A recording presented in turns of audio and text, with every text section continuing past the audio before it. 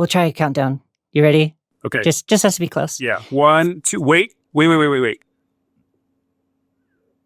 waiting for you all to leave a like on this video. Hey, it's in theme. I see you watching this, waiting for us to move on, and we're not going to... Thank you. Okay. Go ahead. Count us down. 3, 2, 1. Hi, everybody. It's AlsoAshley. Welcome to my YouTube channel. Tyler's back. Hello. Why did I bring you back? Well, I have leverage over you. Yeah. I guess we can tolerate more of your bullshit, I suppose. No, we got incredible feedback on the last couple of videos that we did together, which was supposed to be one video and ended up being 2. So I was like, content, baby. It all works out. I wanted to get back together with him and discuss a couple other topics just because, honestly, we got a lot of good feedback. That's the gist of it. You all thought what we were talking about was interesting, so now we have a lot to live up to. So, I promise to tank this one on perfect. On purpose. Oh my God. You did it already. Yeah. Perfect. Excellent. Our wider discussion we'll kind of get into as we go. The general summary is YouTube. What is it? Why are we here? What's wrong with it? Why do we think we can make careers doing this? No, we have a lot of perspective, insight, history. We both have history with YouTube and the world of YouTube because we're both olds and we both grew up in a time that most folks who are my fans probably weren't a part of. So you'll learn a little bit of lore from me, but only what I'm willing to give. So I might just beep stuff out, We'll see how it goes. Yeah. But first thing I wanted to bring up, and we can bridge into this, is that on the last video that we shared, I actually saw folks sharing that around and getting it outside of YouTube. And I saw a very specific example of this, which I was over on what's called send.pics right now. It's basically an Imager alternative. It's been a lot of fun, and it's really cool to kind of jump over there and see the community that exited from Imager and is just trying to kind of build something over there. So I signed up. I haven't spent any time there yet, but I made an account. Oh, cool. Yeah. Well, jump in, get all the fun and good. No, it's honestly been really fun. I have a couple of posts and things I want to do over there. I'm like cosplaying some of the characters that are being made, and I've just been interacting with people. And honestly, it reminds me of like fun times on the internet. We'll see how long that lasts. We hope. See how long that lasts. We'll see. It's been fun. But over there, I had shared our enshittification video. Click right here. Folks really, really liked that because they all were prone to it, I suppose. They were like, yeah, down with Imager. Oh, here's a video pooping on it. I saw somebody actually share my next video that I released, and I was kind of surprised. And all they said was basically like, hey, I saw that y'all liked Ashley's video on Imager. She just released a new one. Isn't this great? And I saw that, popped in, and honestly was blown away because that's like... It never happens. It never happens. Not without heavy pushing or demanding or like begging for YouTube stuff. And I was bringing that up and talking with you. Yeah. And it became kind of a discussion and a talk where we realized in our entire run of life, but in the YouTube world, we just kind of suddenly realized like, yeah, what is it? What is it about YouTube in particular that makes sharing outside of it or pushing your content to fans difficult? So go. You now. Okay. Yeah. Yeah, you were telling me about that, and we were laughing because commonality of experience. I'm not making any YouTube content right this second, except for with you. I mean, I might in the future, but I have in the past a couple of different kinds of YouTube content, and I've noticed something about nobody sharing things that are on YouTube elsewhere. And I was asking you about if that was a common experience for you. you had brought something up about this video, but then I was asking you, is this always been what it's like for you? And you're like, yeah. I was like, me too. So I was telling you, I have a Blue Sky account.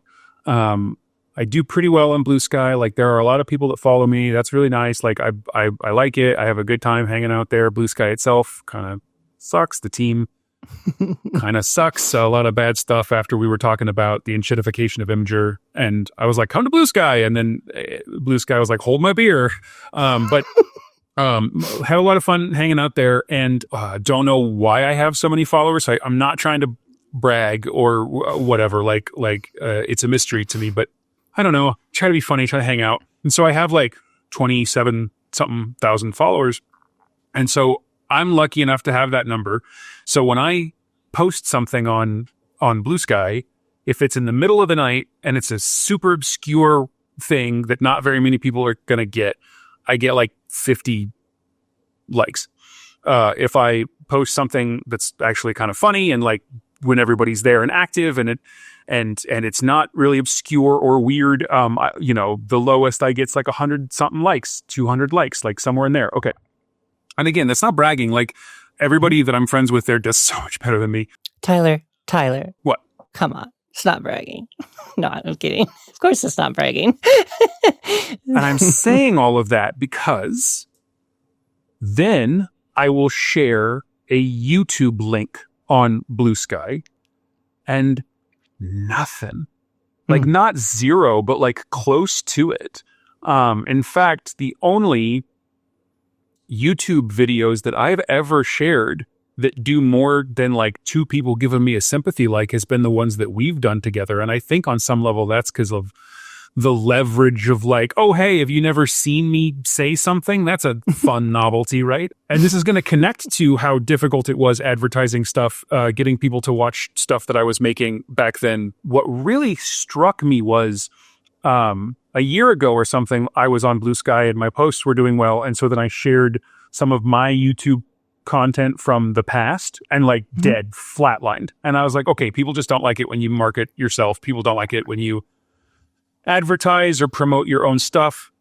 But I always thought that was really weird because that's not really true, though. Like, when I see people's art or a little music thing that they do or whatever, I see people engaging with that kind of stuff. I mean, especially art. But I was like, okay, people don't really like it when you advertise on yourself or whatever. But then the point that I was making about Blue Sky a second ago was like, it occurred to me somewhat around the time we talked that even when I post like a music video that's like from the 90s that I like or just stumbled across, or like somebody else's video content or somebody on YouTube that I like and you should go watch this or whatever, those were also getting no likes. And so we were talking about that and we're like, let's talk about this on video. So I don't know. I guess my question on that to the room is like, I mean, do you think that's just because people don't want to leave the platform they're on to go watch elsewhere? I mean, I guess that's what I used to think, but like now all of those platforms have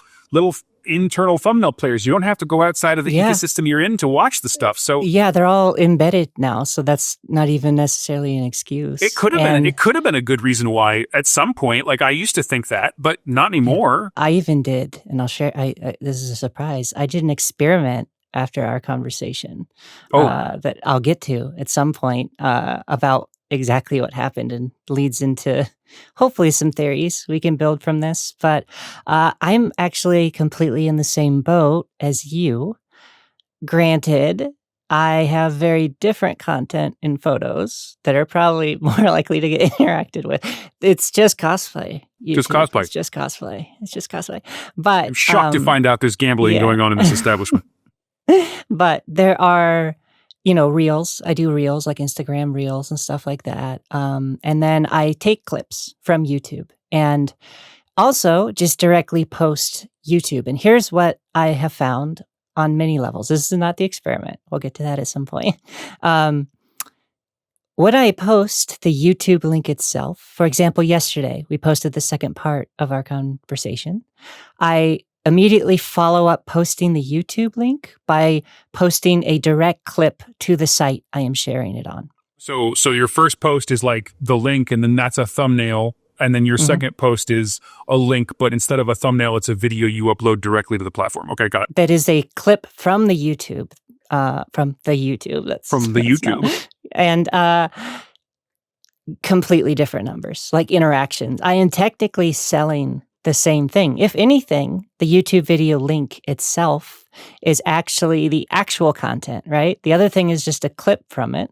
But you're able to connect in the same way. But it is a massive difference. And I can even show some analytics and numbers within the same space. Fascinating. Directly. Like, this is pretty much the same content, just with one label or the other. That's so interesting. Yeah, and this leads into my experiment. Okay. So, on Instagram, I've been uploading just random clips from my YouTube and stuff, as well as Reels. And Instagram wants to do Reels because it wants to be TikTok. Yes. And so it will push that more than anything else that I do. So I've just kind of been doing that and having fun with it, and not like, I made a whole video like bashing Instagram Reels basically, and then immediately started doing them, but in my own way. Okay. My own way, goddammit. And so I uploaded the exact clip from a YouTube video first, and it had YouTube in the corner. And I mentioned it was on YouTube. No other tags, no other difference. I just had the word YouTube. Go to YouTube, there's the link. A week passed, and I uploaded same exact clip, removed the watermark that said YouTube, and removed mentioning YouTube. It literally was just upload a clip. Which one do you think did better? Well, I'm guessing based on the setup that it's going to be the one where you moved everything off. Yeah, and it was a week later. And so technically it was the same exact content. And it was released a second time, which means it should have like gone way down. Right. Yeah, it did not. So I did that after having our discussion because it just started getting me curious. Yeah. And the more I've been thinking about it, the more I have realized that YouTube has always been a on YouTube experience individually, but as a group with others, would you argue, or have a thesis, it's better pushed in person. It's more of like a physical, social experience. Like, oh, I've never thought about that. That's an interesting idea. Yeah, and that's for as long as we've known YouTube. All the way back when it was aging myself, middle school, watching like bad, on the old the old YouTube player. It used to be you would never send someone a link. You would actually drag someone over to the computer lab and literally like play the video there. Oh yeah, and it was a social human. Watch this with me, and there's memes and jokes and all sorts of. And so what you're saying, that is sort of built into the DNA of the YouTube experience, and so it keeps pollinating on some level even today, even with all the changes and all the stuff. Yeah.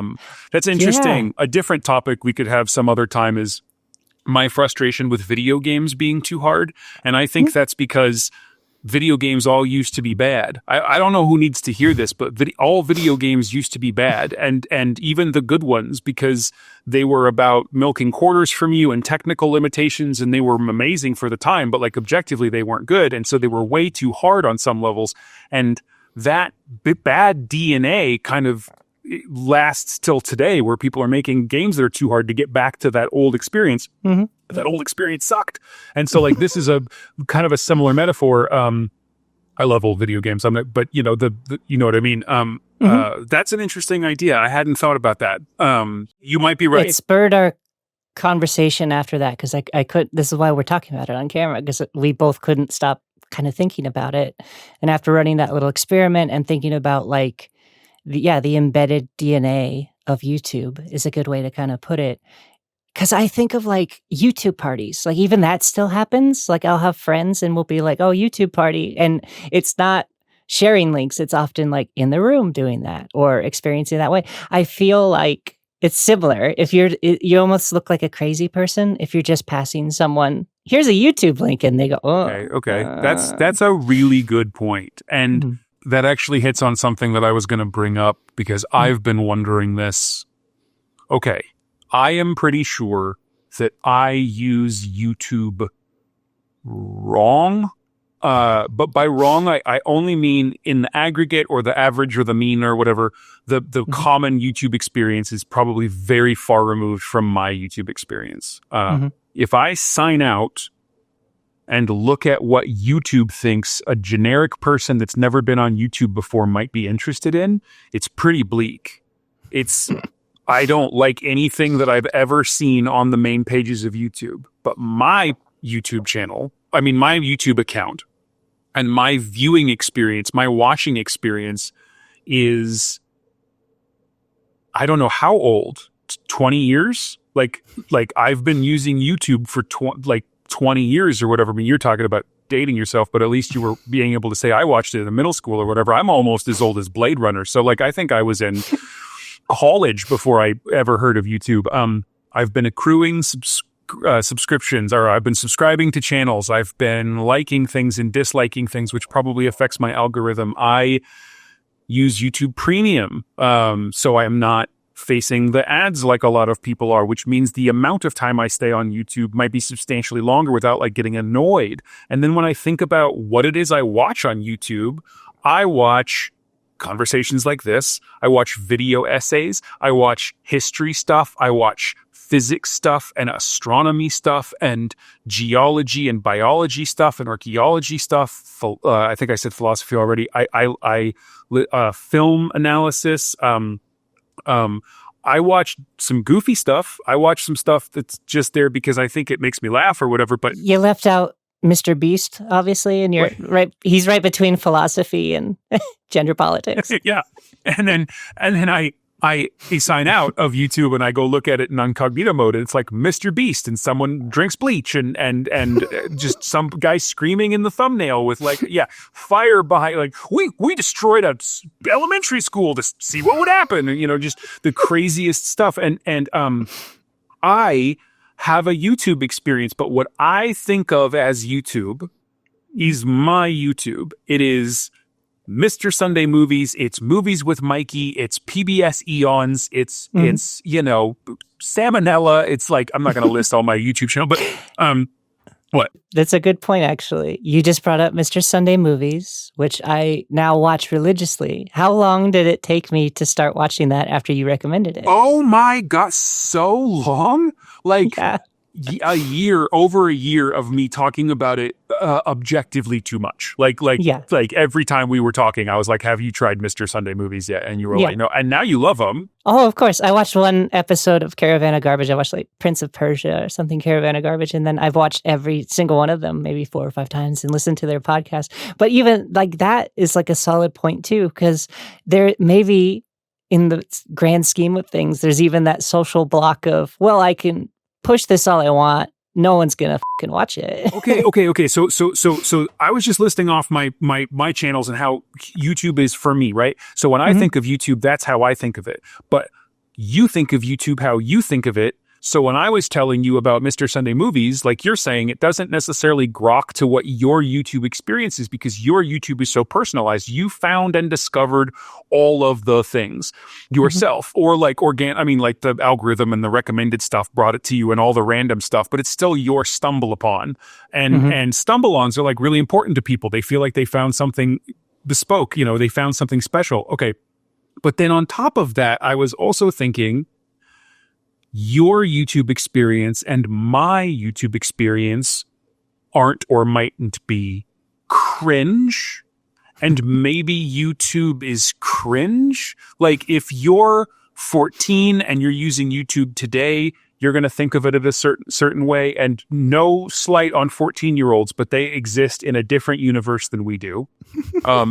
And so maybe maybe Gen Z doesn't really like YouTube in a very specific way, or they use it for very specific things. And so one of the things I was thinking is maybe YouTube is incredibly uncool and is a version of me wearing New Balances or something. And I just don't know that it's lame. And so when I think of YouTube and when I share a YouTube video, I'm like, hey, check out this thing that I like on a platform that gives me educational, interesting, well-informed cool content that looks cool and the people on it are interesting. And when other people see me post a video on YouTube, regardless of what it is, I'm not, in my mind, I'm saying, look at this cool thing from this wonderful place that gives me all this good content. And they're hearing me say, do you want to see a video that's like Mr. Beast here, Mr. Beast?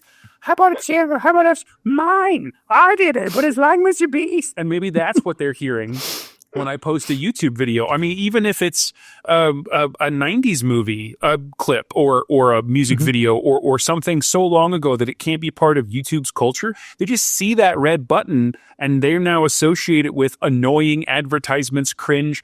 So is that part of this at all? Has it just moved on and I still think YouTube's cool and it sucks? That's such a good point. I am so curious about that too. Because I even got, this will tie in a little bit. This is actually really fascinating. When I started doing YouTube videos in general from fans, I really didn't do a lot of videos until, honestly, the last 7 months. So I've just been this weird enigma mystery, mostly due to fear around my voice that now I'm like, oh, who gives a shit? But when I first started posting videos and getting them up, there was an initial reaction that was interesting, which I think might just be based in misogyny, but was like, oh, you're actually well-spoken and you know things. Interesting. But that in itself, a lot to talk about, which we won't put into this video. Okay, we'll save it for later. Jesus. That attitude wasn't just based around my existence. I've also gotten interesting reactions to like, in that vein of like, well, why YouTube? Or like what? And maybe that's what struck me was like, oh, some folks, depending on the ages, were like, you're going to make like professional, like talking through a trans lens content that's going on YouTube. And then there would be other folks that are like, oh, of course, that's where you can go have these kind of discussions. So I would get those reactions. Like I would get very mixed. So is there a third one? Like if you're talking to somebody older than me and they don't get YouTube at all, they're like, really, you're putting that on YouTube? Or you talk to somebody my age or maybe a little bit younger, a little bit older, that's not quite online as much as we are. And they're like, oh, why are you putting it on YouTube? Then you talk to people our age or a little younger and they're like, of course you put it on YouTube. But if you go then a little younger, is it like, ew? Like, is that happening and we're not noticing or whatever? Yeah, could be. And thankfully, I think my audience skews a little older, so I don't really have to deal, thank God. But also I don't have to deal with a lot of that. And I say by a little older, I mean like late 20s to 30s to 40s. Like I have like much older demographic. I don't want anyone in their 20s anyway, really, honestly. Like that doesn't really relate. I'm fine with you in your 20s, but if you're 19, I don't even, not only do I not really want to listen to you, I don't even want you to listen to me. Like what am I going to do? Yeah, I don't have advice that's going to help you. I just have to hold your hand and say, good luck, friend. It's going to be good. Yeah, no kidding. Well, especially just because of the divide, especially now, like I'm proud of myself. I stay up on music and I kind of stay into the culture. My siblings who are teachers just tried to tell me about something and I was like 6, 7 and they were like, how the hell do you know what that is? You don't have kids, you're not connected to school. So I'm kind of like in touch a little bit, but like only a little bit. I'm not trying to, holy crap, I don't know most of the stuff, but I know 6, 7. Do you know why? Because I went and spent about 30 minutes yesterday looking it up.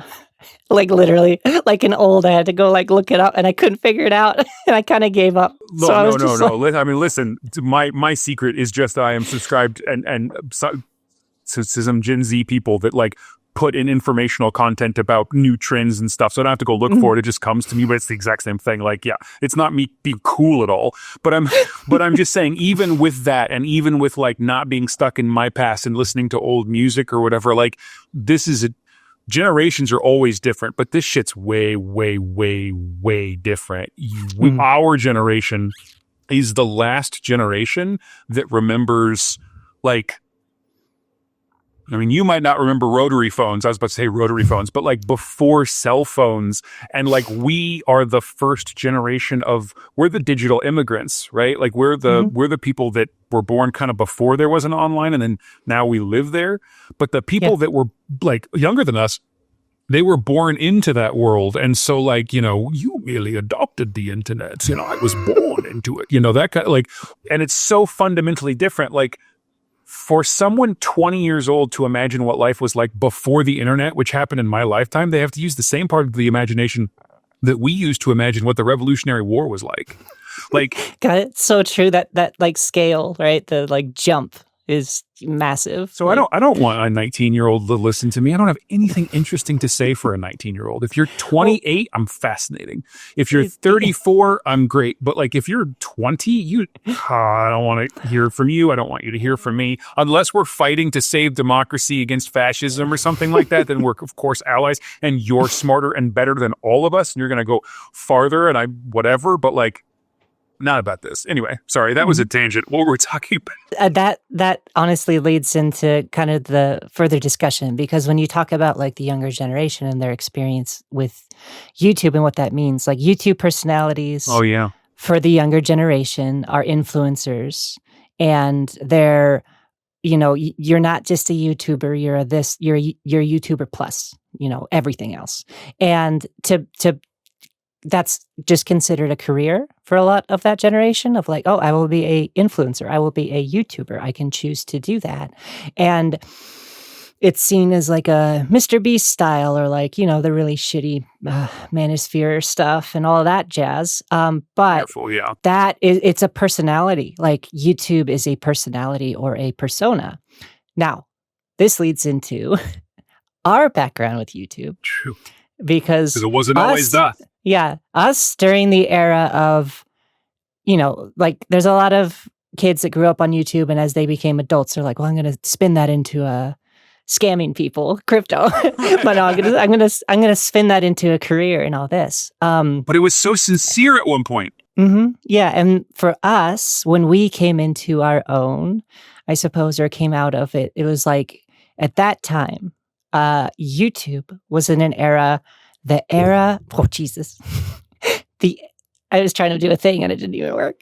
The era of the web series. And so the web series. We joined in and saw the benefits of YouTube financially, and also like gain in our career. Mm-hmm. Not as I'm going to be a flamboyant, crazy, light schools on fire, or whatever you said earlier, career Mr. Beaster. It was, I'm going to make film productions. I'm going to get noticed by bigger. This is going to be a launch pad for brand deals, for content, for a TV series, for like potentially being handed the keys to something much larger.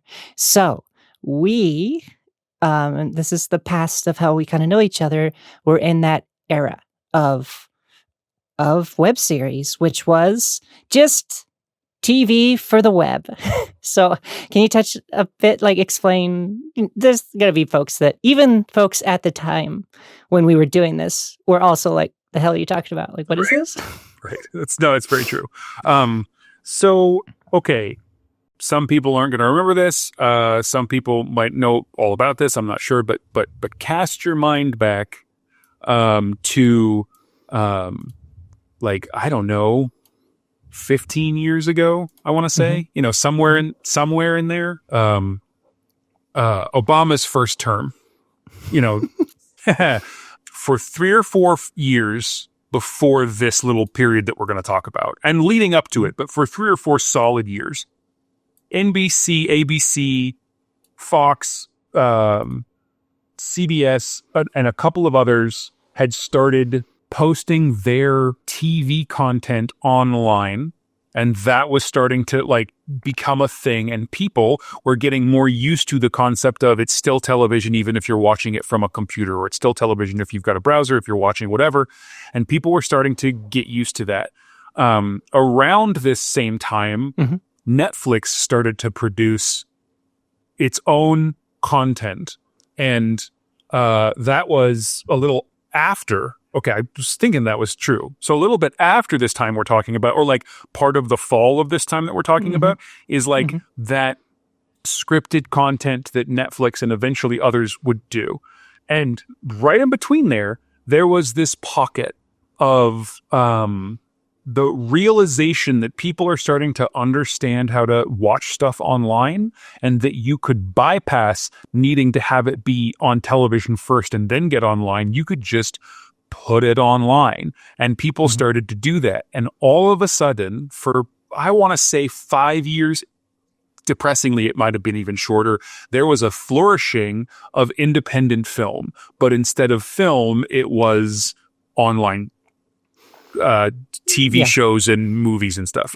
It was like 4 to 6 minute, basically TV shows, which I would add to that boom, and the ability for that to happen also happened because of technology, the growth of technology and the easier access to it, easier prosumer mechanics that allowed you to do that. And suddenly nonlinear editing was accessible, and sound effect libraries and visual effects, and everyone was like, not only experiencing that, but also sharing it with each other on YouTube. And the cameras were like suddenly semi-affordable. Lenses were still incredibly expensive, but you could get decent, like cinema-ish quality cameras that you could, afford. And so, the technology, the software, the infrastructure, the ability to host things, like all of that stuff was developing during that time. And a bunch of people, all independently of each other, all without really any coordination, sort of started to have these same thoughts at the same time. It's like, we could just make content. I was trying to avoid saying that word, actually. That's kind of a dirty word now. We were trying to make art the way you used to make art, like TV. I mean, it's a commercial enterprise. There are commercials, so literally it's got to be a commercial enterprise. But like, television's art. Like, the people were trying to say stuff. People were trying to do stuff. People were trying to break ground, like explore new topics. Like film and television are both art, and now we have content. But right then, what we were saying online content was just that art, that making like shorter, you're right, like 4, 5, 6 minute episodes, but some were longer. I mean, like the Guild got longer pretty fast. I mean, props and credit to the Guild, who was kind of, I don't want to say the first to do it, but by the time I was making my first web series, I had already known about the Guild being a big thing. Yeah, that was a big thing. The Guild was the web series that everyone created a web series knew about, as well as like Freddie Wong, Video Game High School. Like there was that kind of, like, I when people ask what I do, I'm like, I'm the trans content creator. Other trans content creators know, not who everyone knows. And similar, like, the Guild was, if you're into the web series world, you knew XYZ, like this list. And that was one of the number ones. Like, everyone just knew that was like the basis of it. Partially the story, like how it came about. But yeah, that was a good, I think, kick. I think that was always the up there as like, look, this is financially viable. Look at this. Right. And then hopefully I'll remember to bring something up about the transition away from this later, when we were talking about how Hollywood destroyed it. But so we started. What? Oh, spoiler! Surprise! So people started to make content, and that was meant for the web, that wasn't meant to go on television. And I'm not saying the Guild or even what I made was of the quality of a fully produced multi-million-dollar television show. It was not. But it had a lot of heart and a lot of grit, and some of it could be good. Most of it was bad, but that's the same with television, right? Like most TV, you try to make something and then, okay, it didn't quite work, or it's kind of goofy, but like not something that should win an award or be praised as high art. It's just fun entertainment. And that's what a lot of this stuff was. And the Guild and my show and a lot of those shows like that were like, okay, there isn't content like this, because this was also during the sort of waning days of monoculture, where because there were only a few outlets to watch things, everybody watched the same stuff, which means there wasn't ever going to be a TV show about what it was like to be Dungeons and Dragons players. There wasn't ever going to be a TV show about a video game tester whose quarter life crisis manifests as old school and 8-bit video game glitches, like messing with his real life. Like no one would ever show that. God. The worst part of what you're saying is now there's so much slog of content, there probably is nonstop that and will only Yes, be I mean, more. like the dark But it was side. so rare. It was so rare. Right? at Yeah. the time, Back then, there wasn't the siloed thing that we have now, which is where you've got lots of content, too much to choose from, but all of it's being mass produced and churned out. Nothing's been giving a chance, and Netflix will kill something after one season. Like other problems, different down the road problems. But back then, all of a sudden you could watch things that mattered to you. And so there was like a subculture thing happening too. So on top of all of this other stuff, it was like a sub movement of the punk scene. Suddenly you could connect with everybody and watch content that was specifically geared for people like you, made by people like you. And there was a flourishing of indie film. I mean, I know it's sometimes 5-minute episodes of a show or sometimes 15-minute episodes of a show, but I'm still calling it indie film because it's really all the same thing. But the last time you saw indie film have a resurgence like that was, the 70s, like after the studio system had kind of failed and independent auteur people were given the reins and sort of just told what to do. Like fucking George Lucas, right? Like he pitched Star Wars after American Graffiti like a bunch of times and everybody said no. And then Alan Ladd finally gave him a chance and he was like, I don't understand this at all, but this guy's pretty smart and studio systems don't know what they're doing. And I like him and like, let's just let him go. And so you get The Godfather and you get Star Wars and you get all of that kind of stuff. And this was like a second coming of that, or maybe better, little less hyperbolic. It was a second coming of the 90s resurgence of indie film, like Kevin Smith and Singles and all of those movies. And so suddenly it's like, oh, we can do this outside of a system. We don't have to have $40 million. We don't have to have this. We can go make this. And we're not making it for 40 million people. We're making it for 100,000 people, but they'll all be able to see it because it won't have to be on a schedule. It doesn't have to get made. And one of the logical places to put that was YouTube. There were other places. I think I'd said this the last time we were talking, but I was almost going to be part of this big thing, and then it wasn't quite there, and so we put it on Blip TV. But after it failed on Blip TV, or not, it didn't fail. It succeeded on Blip TV, but Blip TV failed. After Blip TV failed, we put it on YouTube. Like, where else are you going to put it, right? And so in our minds, it was like a natural, like, let's just put this stuff on YouTube. And so in my head still to this day, there is a part of the DNA of my YouTube that involves web series that I don't even fucking watch. Like, I don't watch any web series anymore. Like, not really. Because they don't exist. We'll get to that. And yeah, that'll be the fun part. I can go into some of my detail too. But it's still in my head. It's still there as part of the thing that I do and experience. And so, I don't know, there's a good 5 years there where YouTube was something different than it was before and different than what was after.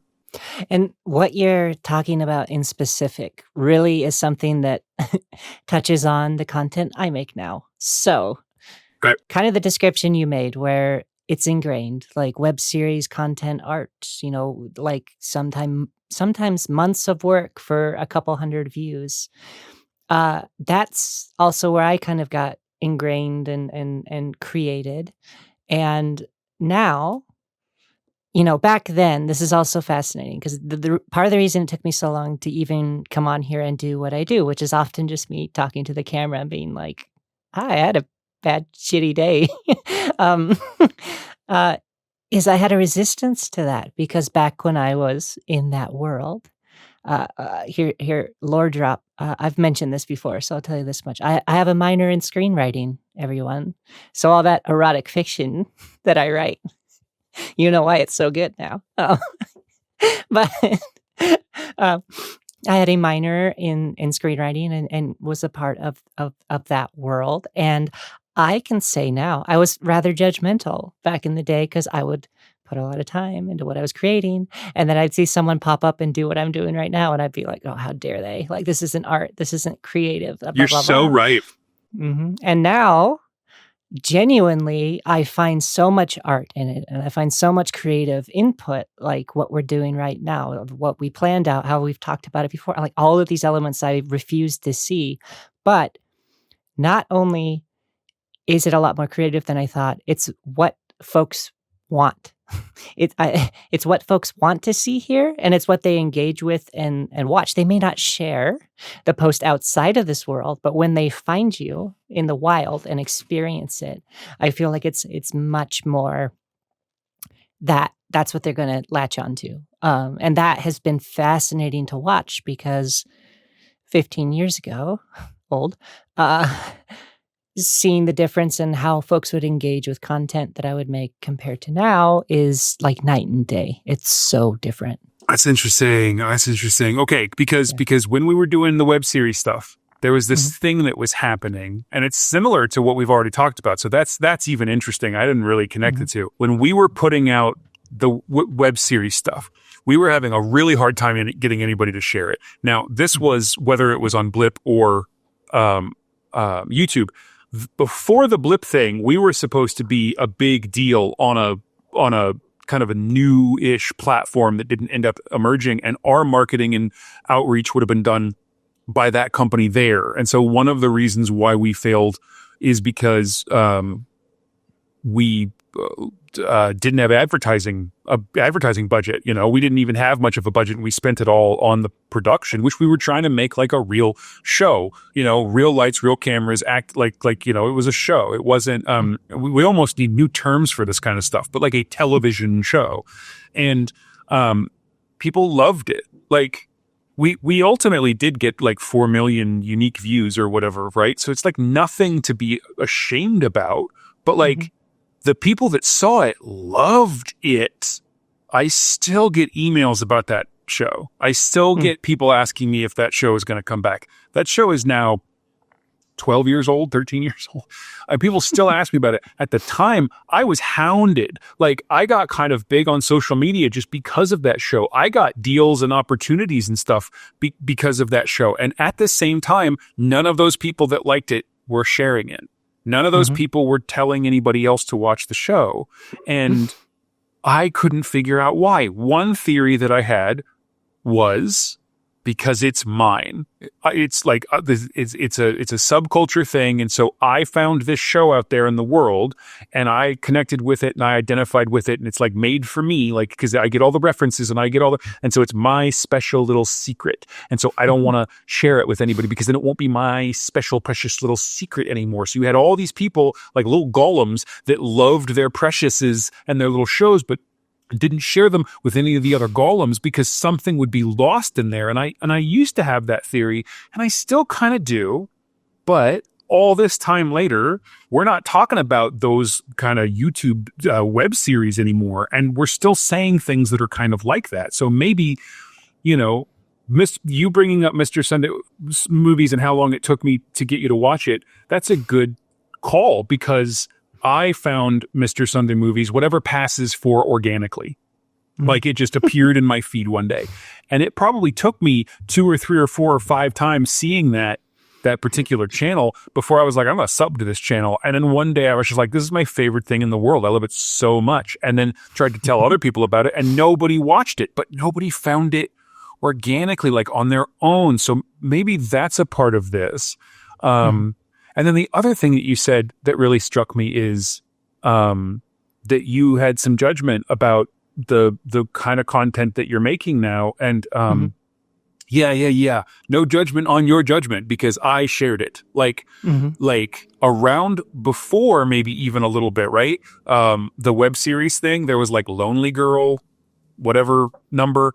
And she was an actress playing a character in a produced thing that was meant to simulate the like talky thing online. And looking back years later, we shouldn't spend much time on Lonely Girl, but if you're interested, go look it up because it's smarter than you remember. Fascinating. It's so fascinating. Genius, actually, right? But like I dismissed it as, oh, it's just somebody on a webcam talking about their day. That's really dumb because I make art. Like I make real stuff like that requires effort, and I don't, God, whatever was wrong with me then. But, you said you have a minor in screenwriting. I have a minor in creative writing and a major in English, and I studied the language, and I started writing books before I got into movies and like all of that kind of stuff. Like, and, so I had probably I didn't go to a good school. Like I can't be like, I went to Harvard. Like I can't say anything like that, but there was still, and I'm saying that because so I don't think of myself as being one of those people, but like, I think on some level I was, in a way that I didn't quite recognize, like it was like a blind spot, because I think with the writing background, that was the big thing for me, is like how I toil and like work so hard to pull the words and find the path and describe, and you're just sitting there talking at the camera. No, that's all I do now. That's all I do is talk.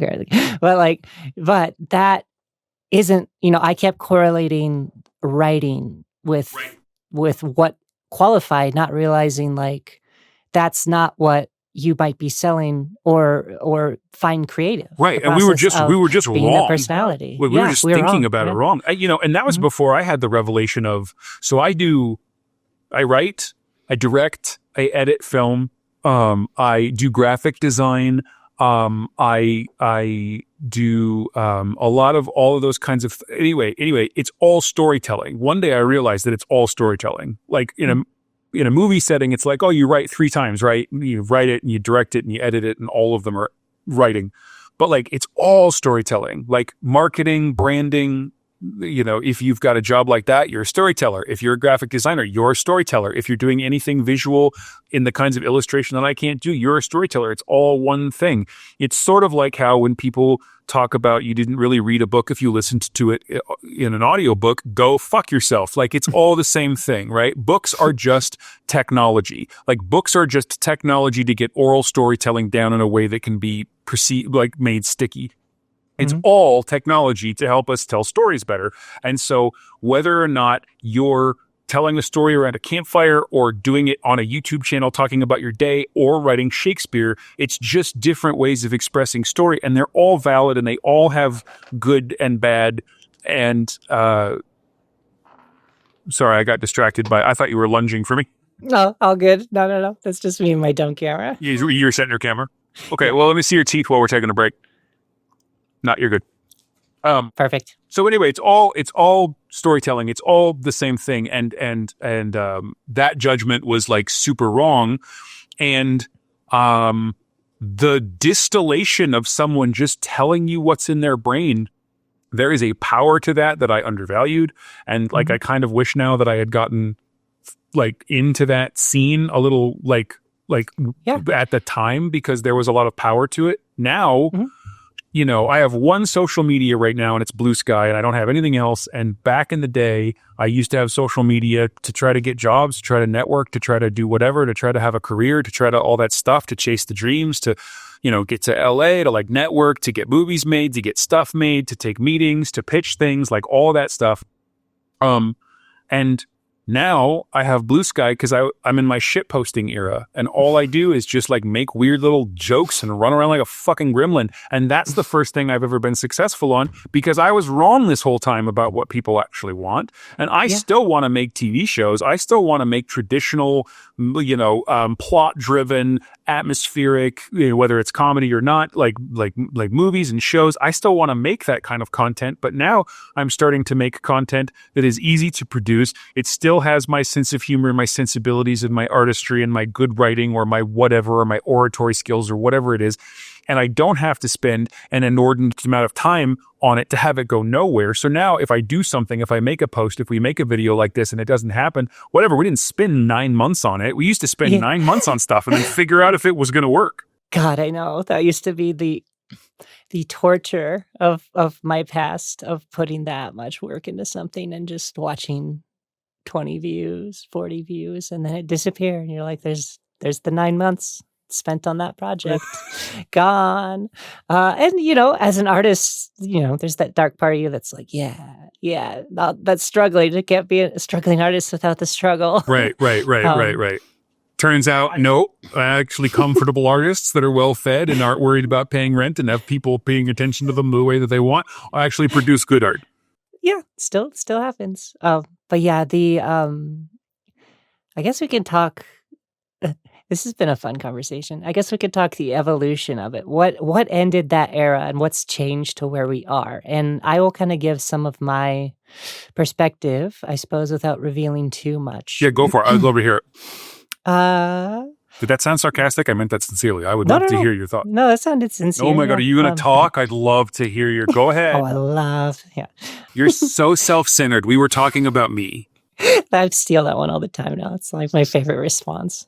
Anyone who starts, they'll be like, anytime they bring up my looks or anything, responding with that is the best possible thing to say.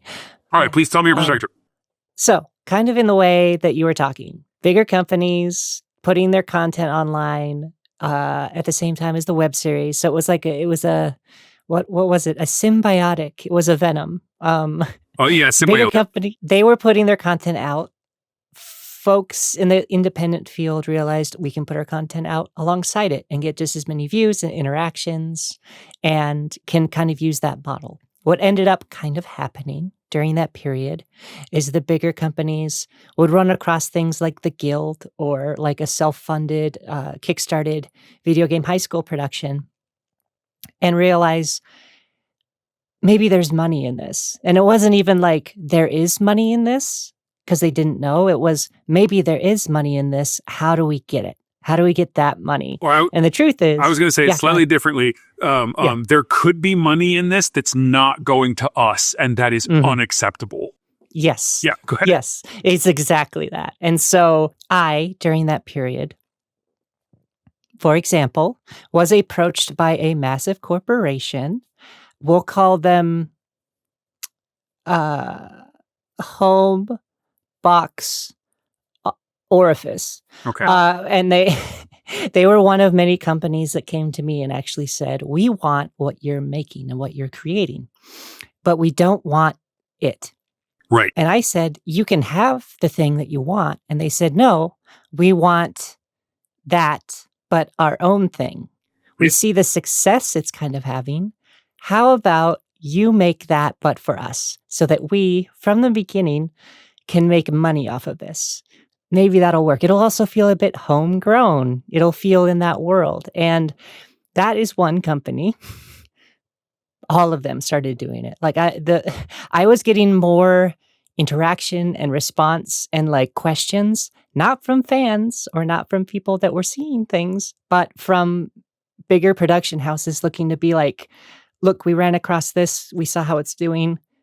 How can we make money off of this? And that era, right before streaming became as big as it is now, is what I would say murdered that whole world. Because for the folks, there was the folks that were doing this independently, creatively on YouTube. And when they were snatched up by these companies, it was suddenly long processes, no money's really happening, canceled, not going to happen, not paying you that much money. And they would be disheartened and destroyed. Along the same lines, those folks creating those series, their whole end goal was kind of like getting a show with these folks. Maybe this is their foot in the door, but the truth was that was never really what these companies wanted. They were just trying to reach a market, reach space where they could make money. That didn't mean you could cross over. Like that wasn't an open door or an invitation necessarily. It was mostly like, yeah, you're good over there. You're the big fish in that small pond or whatever, but we want to just like run the pond and you can stay in that pond. And that was this like dive. And here is the back end of my story. I was dragged forever about creating this, and they own several of my ideas, this company. Oh, I remember hearing all about this. Oh, yeah. God, keep going, sorry. And they dragged forever and basically were like, don't release, don't do anything with this, don't do anything with that. We want it, we'll do whatever, but like hold off, which online, like if I disappeared, everyone, if AlsoAshley disappeared for a year and just told you for a year, like, don't worry, something's coming, you would all be gone. Like it would happen. And so that's what happened. And then eventually this person created CBS All Access. They created a streaming service. And so like that is one story amongst the many that probably happened in this era. But it was, how can we suck this dry of funds and money? And when they kind of all realized it's not possible, and they also saw the new horizon of digital streaming and that world, it was dropped and it was evaporated. And honestly, the boom of streaming killed the web series. Like that whole era. There was Yep. no point to it. And the only folks, admittedly, who are kind of around are self-sufficient, are their own creations. And you'll notice the very, very limited number of folks that go like, oh, I got a big contract with this company, or they gave me the money based off this thing I made here, or this YouTube video I made, or this web series like that. But for us, that era, that was the opportunity. And that's something that I think a lot of folks don't realize existed. Like, a lot of younger folks, their generation, they go, oh, if I work hard and make enough content and keep it up, I'll be an influencer. It'll like come about for me. We were almost promised like that hard work is actually viable. Like it will pay off for you. It will, there is an open door. It's not just the dream of being an influencer. It's literally like companies beckoning and being like, we're ready. Like if you can just get to it. And that era existed. And there was a period where, very briefly, where folks were getting their foot into the Hollywood door when there was no other time to do it around that. It was like a brief little window of potentiality. And my opinion, as I said, is that it never really was a door. It was just a plexiglass. No, it's a see-through aluminum. Transparent aluminum? Transparent aluminum. Okay, so I have a thought about all of this that I don't think contradicts. I think you're absolutely right. And then lay over that this other concept that I have, which is okay. Hollywood is a walled garden. They'll tell you it's not, but it absolutely is. The amount of times that I see someone that seems to come to, at least from my perspective, from nowhere, that somebody's just suddenly famous or suddenly successful. If I look it up for more than a couple of minutes, they're related to somebody. It is a nepotism based closed system. Just in case anybody is going to offer this objection, no, it is not the same thing as nepotism that happens elsewhere. If you wanted to be a plumber or a carpenter or an artisan or any other job, a doctor, a lawyer, it doesn't matter. Yes, having family in that business can help you get started, but if you don't have any family in that business and you can't get started in that city, you could go to any other city or any other town. There is one town that lets you do this stuff, and it's all in Hollywood. Nothing's even made in Hollywood anymore. They can't film things in California. It was Atlanta. Now it's Europe, and it's going to keep getting farther and farther away from Los Angeles. But if you don't live there, and if you're not part of that enclosed ecosystem, you're not going to find any opportunities. And then on top of that, fame is like a prison break, but in reverse. So most people are successful because they come from the families that were successful at one time. You go far enough back, of course, and it's just the Wild West and everybody's taking their claim. But at a certain point, everything had calcified into these dynasties, these families, these Kennedys and these calcified factions that like either hated and loved each other or whatever, but were all working together. And one thing, and this is somewhat conspiratorial, I guess, but like one thing they all agreed on was keeping the riffraff out, like the regular people out. And so when I say prison break in reverse, it's because if you look at anyone famous that came from nowhere and you listen to them in an interview tell their story, they all say one thing in common. Well, of course, you can't do this now, but... And so it got them successful. They broke through in an unexpected way, and then Hollywood closed that hole up behind them. So they got in and they were welcome, but no one else is getting in that way because we only want a few people like that. Like they don't want them at all, but once they're already successful, our weakness for institutionalization kicks in and they're welcome, they're fine. But we're closing that hole. We don't want any more riffraff coming in. Like we have to train this guy now in etiquette and protocol of Hollywood and how to do things right and all this other stuff. And so they would close these holes up.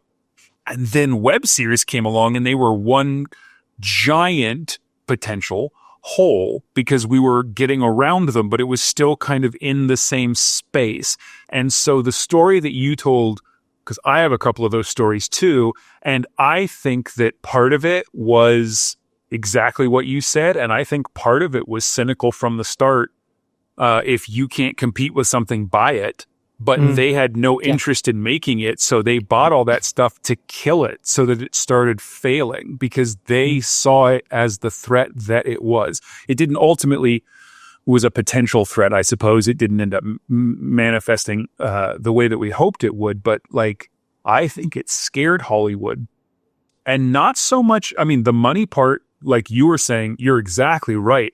But I also think they were scared because there were going to be artists out there that didn't have to listen to them and play their way, and they couldn't figure out how to control this thing. And so they just killed it. I think that Netflix was probably developing stuff from farther back than even we're aware. And so I don't want to say like completely, but I think the emergence of web series is why we got Netflix, because they were like, oh, web series, like they called House of Cards a web series. Like they did. Like back when it was starting, they started putting millions and millions and millions of dollars per episode into 45, 50-minute full-length show and calling them web series, so that when we came out with a rinky-dink 15-minute, $100 budget, video, it was a web series, and so was the Sex Pest show about being president. And so like all you can't bring up Kevin Spacey again. What are you doing? It was the first one, Mason. It's not my fault. Like that, it's the first one. It's 2 degrees of Kevin Spacey. 2 degrees of Kevin Spacey. No, okay. So what was another one though? That they were doing that with? Yeah, oh, like back then. I'm trying to remember. Like as soon as that hit, I was remembering that too. They were doing that for like mainstream television too. So like Scrubs was doing like spin-off. Like I'm talking about Scrubs. Like my audience is gonna know what the fuck that even is. Everybody knows like, Zach Braff. Oh, okay, good. I hate yeah. Zach Braff, but no, you're right. They were all Lost and Battlestar and like all of these other shows also started doing web series like in between seasons that were just a few minutes long and basically emulating the thing that we were doing. And I think some of it was to copy it because they thought money was to be made, just like you said. And then I think a part of it was to kill us, like to muddy the waters, to make the terms the same, so that like, because if you were like, it would be like when Kevin Smith's movies were coming out, if Hollywood started calling their big budget Daredevil movie, like with Ben Affleck, if they started calling that independent film, just so that then, like, because if you're going to watch a Kevin Smith film or like Singles or anything that was coming out in that oeuvre in the 90s of like counterculture, slacker, punk, whatever kind of movies, it was called indie film and you knew it was indie film and you went to go see an indie film. You didn't go see a blockbuster, so you knew it was going to be grainy. But if they started calling their blockbusters indie film, that would have hurt indie film. Back then they didn't do that because it probably didn't occur to them. But like here it's like, oh, web series? We have series. That's on the web. We're a web series too. And so I think it was a combination of like, if anyone's making money, it's going to be us. Fuck these people. They're not in our system. They're not blue bloods. Yeah, they'd even do it as like a gap filler. Like Parks and Rec literally did like April and Andy go travel the world and you can only watch it web exclusive. It's only on the web. It's a little web series. And it was also their attempt at being like, don't forget us. We're over here too. Remember that. But there's so many, like, we could rattle all day, like all the different shows. It literally was like just everything. They couldn't just let us have it. And it was oversaturated. Yeah. We couldn't just like let us exist in the world. It was buy us up or it was oversaturate. And it was so strange. They flooded the market. And then one day, like we just woke up and we're like, oh, this is dying. Like they're messing it up. And they're buying it at the same time. And so I have no doubt. I mean, at the time, when I remember you telling me those stories about being put on hold and just wait, and then you stopped. You had been successfully producing content, and then you stopped. And then like your audience left or whatever. And the entire time we were both talking about how inexplicable it was. But like you grokked onto it sooner than me probably. But like looking back, it's so clearly they were not, I was almost going to say they were fucking with you, but they weren't. They were just doing business at you. And like they were, if they thought they could milk something out of you, they would have, but they didn't. So they just let you wither on the vine and die so that you weren't a threat to them while they were stealing our ideas. There was no aspect of like, oh, sorry. Like, it's business. It's that world. But just the fact that they killed my baby at the time and just walked away being like, well, at least you can watch the new iteration of Star Trek on CBS All Access, it's just like, oh, Jesus. So that died. That killed the web series. And Do you think there'll ever be an era like that on YouTube ever again? That kind of opportunity in a platform No, like that? not on YouTube, and I don't know what the alternative to YouTube is. YouTube now. Okay, what's your experience as a content creator on YouTube now? Because I'm Mhm, not doing it right now, so I don't know. I did a show in 2020 during the quarantine. Me mhm, and a couple of mates just like talking about movies. And I mean, going back to the beginning of our conversation, we had like a few famous people even tweet our stuff out. This is back when we like deigned to be on Twitter, right? And like mhm. we had some famous people like promoting our stuff and still nobody watched it for all like, and I was like, why is nobody? So we stopped making it because the quarantine was over and we weren't all basically shacked up together. And so I have a little bit of experience there. But other than that, I haven't been making any content. But I will say that in the last few months, my YouTube experience has gotten worse and Mhm. my YouTube experience just seems to be getting worse. I'm having a harder time finding things that I like.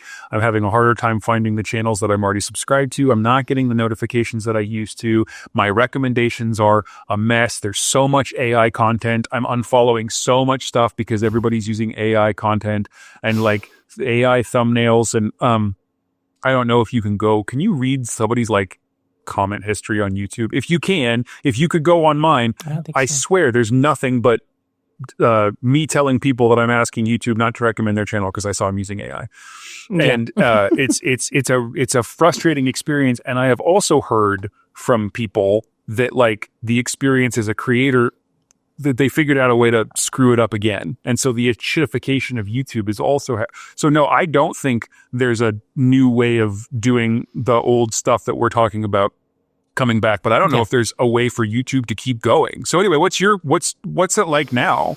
It's a branch. It's a branch for me. It's a branch from a larger tree. Like for my social media, my existence, I consider most platforms that I'm on like a branch of a major tree of me, I You're the guess. tree. And I think that if I were to try and you can't I guess here yeah, look at this, I'm making great analogies. You can't grow a tree from a branch in midair that then grows into a big trunk, but you can start from your roots, grow up, and then branch out. And so my success on YouTube, I don't think comes from YouTube. me starting here Yep. from YouTube. I think it comes from folks spilling over from my other content and realizing they can get way more of me here because I've kind of chosen that as a branch to focus on because now you all know a little bit more of my history. It's fun for me. It's creative. And I'm always trying to adapt and grow my platform and grow my content like a tree. And so the branch of YouTube, successful for me, but if I were to say like jump into YouTube and go, probably not the Okay. same world. So I have a question for you before you continue because you just Mhm, said something and I was like, oh, mhm. okay. So does that mean you just said that you grew your tree and you had other things, you were appearing in other places and then you started this YouTube channel. And so people that already knew you came over here. Mhm. So that means on some level, you could successfully share your YouTube stuff off of YouTube because that's how people found you. So Mm. so there is not a contradiction, but like maybe there's an answer here somewhere because okay, I'm sharing other people's stuff on Blue Sky and it's not getting seen very often. You're not seeing people share your YouTube content very often. But there Mhm. was a point where you went from not having a YouTube to having a YouTube, and people that knew you from elsewhere did come over. And then I suppose it then grew, right? So, but Mhm. at some point, somebody came over to YouTube because you Yeah. shared it. So, can you share YouTube? And other people can't? Like, I don't know. Does that make sense what I'm asking? That it very much makes sense. Yes, because I'm not selling my YouTube channel, I'm selling more of You. me. Okay. Yes.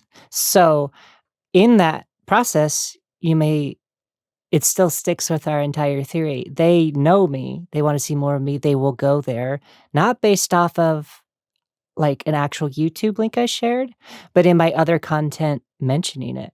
Behind the scenes photos, here I am making a video, here I am doing Yeah, yeah, this, yeah, yeah. that is That more makes a likely lot of to sense. drive That part. content. Yeah. Yeah, more so. And like they may follow me. Like I'm just gonna keep using forest analogies. Like you carve a channel and the water flows and they're not then flowing back around and they're not, spreading this is awful. they're not they're not heading out into the rest of the woods to let folks know. They're kind of just connecting between those two things. And that's not me, by the way, fans. That's not me complaining. I'm not sitting here being like, you assholes, how dare you not share my stuff. Although I get it. I would like to say though, if you're a fan of Ashley, maybe try proving us wrong and sharing her YouTube videos off of YouTube, and then reporting back in the comments about like what your experience is like, and if it's successful or if you get ignored or if people, that'd be an interesting thing. What people, I would genuinely love to hear that, because I've seen, that story, the reaction to that was actually folks almost being shocked that they were sharing my content. They were kind of like, yeah, why are you sharing her? And he had to even clarify. He's like, I'm not advertised. I'm like, I don't even know her. I saw you all were enjoying the content, so I shared it. I felt bad. Like, I was like, why are you? He's like, literally, that was just a natural share of that. And folks were confused, like almost thrown by like, what is this? So that was on the Imager alternative, right? Yeah, that was on Send. Yeah. And that is going to almost naturally have a similar culture to Imager because it's, kind of came out of it. So when it comes to Imager, at least, and a few other places, people seemed to get, people disliked ads. That's point one. There's nothing wrong with disliking ads. Everybody hates ads. But point two is people would promote their own stuff and get accused of ads. And it's like, okay, but we're a community. This part I've never understood. And it's a part of what I think I was talking about when I was like, did people just want to keep it, not want to share it, like whatever.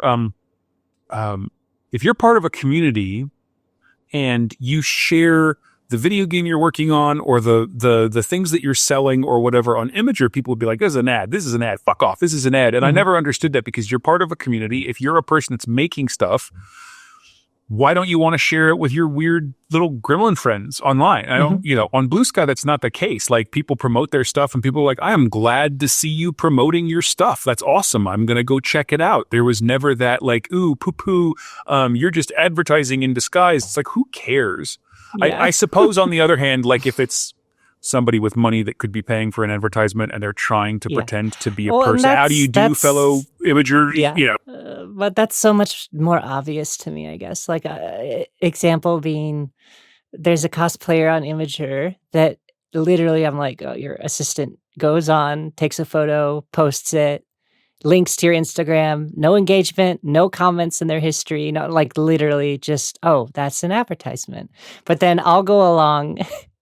What was the last one I did? I posted, this was recent because this is happening more because it's Imager, but like I just posted a little video clip and they were like, a couple of folks were like, oh, here we go, advertising her solitary enthusiast. It's everywhere. You always, and that's my code, solitary enthusiast for something. It's a code for this thing over here. And I just got like oddly on that post, which happens still, just not as often. Folks being like, "How dare you advertise yourself?" And I had to literally ask, like, where am I doing that? Like, you have to go click 4 things to access even the understanding of that. This is just me posting a hobby. Can I not even post that? And yeah, I do that for a living. I have this stuff. That's how I make a living. But I don't like it. It's strange. Like that is. It doesn't make any sense to me. You're part of a community, and this is what you're doing, and like you're trying to make. I have. It's not what I make from it. Because I just take unfortunately, I only have a small percentage of the earnings, but I'm selling $1,000 of worth of t-shirts every month. I mean, I only get a couple $100 of that, so it's not like paying my bills, but people are not mad at me on Blue Sky for being like, hey, I also sell shirts. Like, AI killed my career. Can you maybe want to buy a shirt? So I'm not begging for money or whatever. And that's a whole other thing. I shouldn't say begging for money. I feel bad that I even said that. I am all for mutual aid. I like helping people. We are all victims of capitalism, and we need to help each other while we can. It's not begging. There's no shame in it. But saying that, and I give people money. I'm a big mutual aid giver, and I still have a hard time asking for help myself. And so, like, I chose to make T-shirts because I do graphic design anyway. If I was to put those on Imager, people would actively downvote and criticize it because it's like, how dare you, whatever. So, like, anyway, your story about how that person shared this and people were like, what is this? And he had to defend them, or they had to defend themselves. I think that's very funny. It's very funny that happened, but also, like, why does that need to happen? Like, I get not liking advertising from corporations, but good Lord. Yeah, well, and it's kind of what feeds back. This is kind of a nice perfect loop to where we are, which is maybe my theory of, like, if you're not in person in a room clicking on a computer and being like, watch this guy punch another guy in the face and say, I can't believe you've done this. And like, if you're not sitting there doing that, is sharing YouTube outside of that even viable? Is that even something? So I would say, please, yes, like, sharing and getting my stuff up. I would appreciate it if you want to. I think that's another big thing too, is like, people can also see through the act of, I'm just pushing something because, like, it's the old Facebook world back when crowdfunding was a thing. You just, like, a friend of a friend of a friend is doing a goddamn GoFundMe, so I guess I'm sharing this shit.